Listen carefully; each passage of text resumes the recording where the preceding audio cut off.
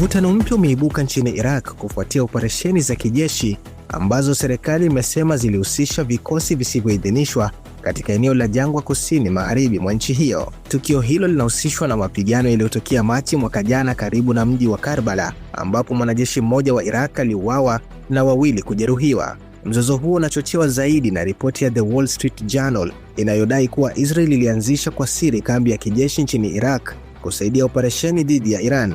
Hata hivyo, kamandi ya usalama ya Iraq imekanusha madai hayo, ikisema hakuna ushahidi wa kuwepo kwa wanajeshi wa kigeni wala silaha zilizopatikana katika eneo hilo. Msemaji wa usalama Saad Mann amesema ukaguzi uliofanywa haukubaini dalili zozote za vikosi vya nje, licha ya ripoti zinazoendelea kuhusu shughuli za siri katika eneo hilo. Endelea kutegea Brainsat Swahili kwa taarifa kadri zinavyochipuka. Mimi ni Ibrahim Jodia.